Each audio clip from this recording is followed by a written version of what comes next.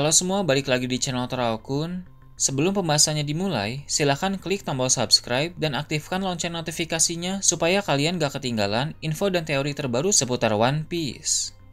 Buat kalian yang mau informasi tambahan soal SBS atau databook, kalian bisa follow Instagram Toraokun. Di sana admin akan memposting soal SBS, databook, dan berbagai teori singkat. Sekarang lanjut ke pembahasan. Dalam chapter yang lalu, saat Robin membaca koran World Economic terbaru, ada tanda X di foto Luffy. Tentu kita bisa tahu bahwa tanda X itu dibuat oleh Vivi, sebagai petunjuk bahwa sekarang ini Vivi sedang berada di markas Morgan. Seperti yang kita tahu, Vivi memang sedang diburu oleh pihak pemerintah dunia karena dia diinginkan oleh Im Sama untuk tujuan tertentu. Untung saja dia berhasil melarikan diri bersama Wapol dan sekarang mereka berdua tengah berada di markas Morgans yang sedang terbang. Namun keadaan aman Vivi di sana hanya untuk sementara waktu karena sebentar lagi keberadaannya akan segera diketahui. Morgans mendapat laporan dari salah satu informannya bahwa pihak pemerintah dunia dan angkatan laut telah mengetahui bahwa Vivi dan Wapol sedang berada di kantor koran World Economic. Sepertinya mereka memang melakukan pencarian intens terhadap kedua orang itu, sehingga mereka mencari tahu dari berbagai sumber dan saksi mata. Pihak pemerintah dunia dan angkatan laut memang menjadikan Vivi dan Wapol sebagai salah satu prioritas untuk diburu, sebab seperti yang admin bilang tadi, Vivi itu diinginkan oleh Im Sama untuk tujuan tertentu, sehingga Im Sama pasti menyuruh Gorosei untuk memberi perintah kepada semua perangkat pemerintah dunia, mulai dari agen Cyberpol sampai pasukan angkatan laut untuk mencarinya. Sedangkan Wapol, dia juga adalah target penting bagi pemerintah dunia karena dia telah melihat suatu rahasia besar. Beberapa waktu yang lalu, Wapol menyaksikan Im Sama duduk di atas tahta kosong. Dia bahkan melihat bentuk perubahan monster dari Im Sama dan dia juga menyaksikan kebenaran di balik kematian Raja Cobra. Maka tak heran Wapol menjadi target yang harus dihabisi oleh pihak pemerintah dunia sebelum rahasia itu dibocorkan olehnya ke publik. Tak lama setelah Morgans dihubungi oleh informannya itu, dia langsung dihubungi oleh pihak angkatan laut. Jadi apa yang tadi telah disampaikan oleh informan Morgans ternyata memang benar. Pihak angkatan laut mendesak Morgans untuk menyerahkan Vivi dan Wapol kepada mereka. Jika tidak, maka akan ada konsekuensi yang sangat serius. Mereka akan memburu markas Morgans dengan kekuatan besar. Memang markas Morgans bisa terbang karena memakai balon udara, namun tetap saja balon tersebut dapat ditembak oleh angkatan laut sehingga bisa langsung terjatuh. Morgans paham ini adalah ancaman serius yang bisa membuatnya kehilangan nyawa sekaligus membuat bisnis korannya hancur. Dia pun mulai mempertimbangkan untuk menyerahkan Vivi dan Wapol daripada mengambil resiko yang sangat besar. Ketika melihat Morgan seperti itu, Wapol mulai menjadi panik. Wapol tahu jika Morgan sampai menyerahkannya ke angkatan laut dan pemerintah dunia, maka dia akan segera tamat. Dengan begitu, Wapol akhirnya bilang dia akan memberitahu suatu informasi besar kepada Morgan. Awalnya Wapol masih ketakutan dan ragu-ragu untuk bicara soal ini, tapi daripada dia diserahkan kepada angkatan laut, lebih baik dia ceritakan saja kebenaran yang dia saksikan di Mary Joyce. Wapol meyakinkan Morgan bahwa informasi yang akan dia sampaikan itu bisa mengguncang dunia. Bahkan informasi itu tak kalah besar dengan informasi dalam siaran Vegapunk beberapa waktu yang lalu. Wapol memang ada benarnya, karena jika publik tahu eksistensi Im Sama sebagai pemimpin asli pemerintah dunia, maka dapat dipastikan kehebohan besar akan terjadi. Bahkan kehebohan itu pun akan terjadi di kalangan angkatan laut dan internal pemerintah dunia juga, karena yang tahu soal Im Sama di sana hanya orang-orang tertentu saja seperti Gorosei dan para kesatria suci. Wapol bilang dia akan menceritakan informasi itu asalkan Morgans bisa memastikan keselamatannya. Setelah melakukan negosiasi dengan Morgans, akhirnya mereka mencapai kesepakatan. Demi informasi yang konon katanya bisa mengguncang dunia itu, Morgans mau mengambil sebuah resiko. Dia akan memastikan keselamatan Wapol dan Vivi. Setelah itu, Wapol harus memberitahunya informasi berharga tersebut. Untuk memastikan keselamatan mereka, Morgans tahu dia tidak bisa melakukan itu sendiri. Dia pun menghubungi pihak lain untuk ditawarkan bekerja sama. Pihak yang dihubungi adalah Cross Guild. Morgans merupakan salah satu kaisar dunia bawah. Bagi dan Crocodile juga adalah orang-orang yang terhubung dengan dunia bawah, sehingga tidak sulit bagi Morgans untuk melakukan kontak dengan mereka. Morgans memberi penawaran yang sangat menarik. Jika Cross Guild bersedia untuk melindungi mereka, maka dalam jangka waktu tertentu, banyak informan Morgans di seluruh dunia bisa dipakai untuk kepentingan kelompok Cross Guild. Jadi selain mencari berita untuk koran Morgans, mereka juga harus mencari informasi sesuai permintaan Cross Guild. Ini tentu akan sangat menguntungkan organisasi tersebut. Crocodile melihat ini sebagai penawaran yang bagus. Selain itu, mereka juga mendapat kesempatan untuk bertarung melawan angkatan laut, yang mana jika mereka berhasil menang, maka nama Cross Guild akan semakin melambung tinggi dan mendatangkan lebih banyak lagi anggota-anggota yang baru.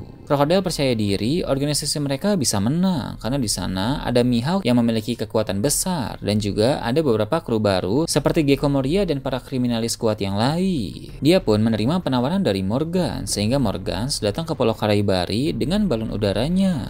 Pihak Angkatan Laut dan pemerintah dunia yang mengetahui bahwa Morgans bergerak ke markas Cross Guild tetap akan melakukan pengejaran, walau itu sama saja dengan menantang kelompok Yonko untuk berperang. Ada dua alasan mengapa mereka seperti itu. Pertama karena desakan dan izin dari Gorosei. Gorosei terus mendesak agar Vivi dan Wapol segera diburu. Gorosei juga memberi izin jika memang mereka harus bermasalah dengan kelompok Yonko dalam perburuan tersebut. Kedua, pihak Angkatan Laut sendiri memang kesal dengan Cross Guild karena ulah mereka dalam memberi bounty untuk para marini. Maka di samping memburu Vivi dan Wapol, misi ini juga bisa dimanfaatkan untuk menghancurkan Cross Guild. Ini adalah misi tingkat tinggi karena mereka harus menangkap Vivi hidup-hidup dan juga menghabisi Wapol, di mana kedua orang itu sedang berada di markas Cross Guild. Maka untuk pasukan Angkatan Laut akan dipimpin oleh dua admiral sekaligus, yaitu Fujitora dan Ryokugyu. Sedangkan untuk pasukan dari pemerintah dunia akan dipimpin oleh salah satu kesatria suci. Kabar pergerakan dari Angkatan Laut dan pemerintah dunia menuju ke markas Cross Guild akan diketahui oleh intel pasukan revolusi. Awalnya Dragon tidak berniat untuk ikut campur masalah tersebut karena pasukan revolusi harus fokus pada penghancuran kapal-kapal supply. Namun intel itu menjelaskan bahwa tujuan utama Angkatan Laut dan pemerintah dunia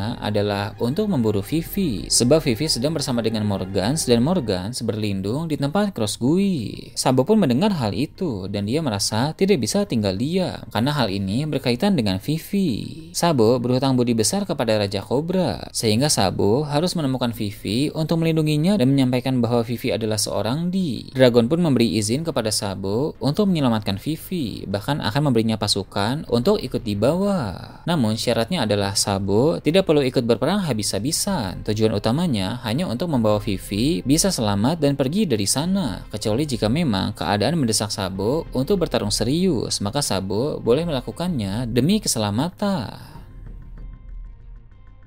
Sabo pun bergegas pergi ke Pulau Karaibari bersama dengan beberapa anggota pasukan revolusi yang lain. Di sana, pihak pasukan revolusi dan pihak Cross Guild tidak akan saling menyerang satu sama lain, walau mereka memang bukan teman. Alasannya agar mereka sama-sama bisa fokus untuk melawan Angkatan Laut dan pemerintah dunia. Pada puncak pertempuran, Mihawk akan bertarung melawan Admiral Ryokugyu. Di sana Ryokugyu akan memakai banyak sekali teknik dari kekuatan buah iblis Mori Mori no Mi yang dia miliki. Dia pun akan bertarung memakai pedang juga, dan ini pertama kalinya kita melihat Ryokugyu menggunakan pedang yang selalu dia bawa itu.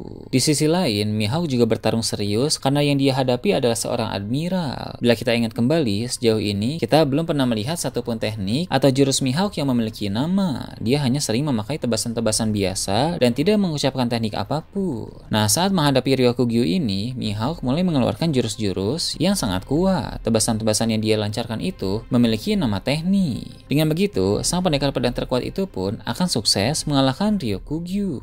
Sedangkan untuk Sabo, pada awalnya dia berhadapan dengan Fujitora. Ini kedua kalinya mereka berhadapan setelah dulu sempat bentrok di Pulau Dressrosa. Namun di sini Fujitora tidak berniat untuk menghentikan Sabo karena dia tahu Sabo hanya ingin menolong Vivi, dan Fujitora pun setuju untuk membiarkan Sabo menyelamatkan Vivi yang sedang terancam. Fujitora sebenarnya tidak setuju dengan keputusan Angkatan Laut memburu Vivi karena dia tahu bahwa Vivi bukanlah seorang kriminal dan memang tidak seharusnya diburu oleh Angkatan Laut. Jadi ketika dia melihat ada Sabo yang berniat menyelamatkan Vivi, Fujitora justru mendukung hal tersebut. Namun setelah Fujitora membiarkan Sabo pergi, Sabo tetap dihadang oleh sosok lain. Dia adalah salah satu dari kesatria suci yang memimpin pasukan pemerintah dunia datang ke tempat itu. Pertarungan pun terjadi antara Sabo melawan salah satu kesatria suci. Tentu Sabo yang sekarang sudah semakin kuat dan membangkitkan awakening merah-merah Nomi mampu mengalahkan kesatria suci itu, walau memang Sabo juga mengalami cukup banyak luka. Pada akhirnya Sabo berhasil membawa Vivi pergi dari sana. Sabo mulai menceritakan kebenaran kepada Vivi, mulai dari apa yang sebenarnya terjadi kepada Raja Cobra hingga identitas asli Vivi sebagai seorang penyandang Di. Vivi tentu terkejut mendengar hal itu karena sebelumnya dia tidak tahu bahwa ayahnya telah mati dibunuh oleh pemerintah dunia. Sementara itu, di dalam ruangan koran World Economic, Walpole tetap bersama dengan Morgan. Sesuai janji, Walpole akan menceritakan tentang eksistensi dari seseorang yang bisa menduduki tahta kosong di Mary Joyce. Morgan pun siap menulis berita baru yang akan mengguncang dunia. Beberapa berita utama yang akan Morgan tulis antara lain adalah: pertama, tentang pemimpin rahasia pemerintah dunia; kedua, tentang pertempuran di markas Crossguard; ketiga, tentang Putri Vivi yang diculik oleh Sabo. Berita ketiga ini tentu tidak benar karena Sabo justru membawa Vivi untuk diselamatkan. Lagi-lagi Sabo mendapatkan tuduhan yang tidak benar. Sebelumnya dia difitnah telah membunuh Raja Cobra dan sekarang dia difitnah telah menculik Putri Vivi. Nama Sabo semakin mengerikan di kalangan publik dan itu juga membuat nilai buronannya menjadi semakin meningkat drastis. Seperti yang kita tahu, publik memberinya julukan sebagai Kaisar Api dan reputasi dari gelar Kaisar Api itu hampir mengimbangi reputasi Kaisar Lauta. Nah itu tadi berbagai hal menarik pada chapter 1131. Gimana menurut kalian? Silahkan tulis di kolom komentar di bawah. Oke, segitu aja untuk pembahasan kali ini. Jangan lupa like, share, dan subscribe untuk video menarik selanjutnya.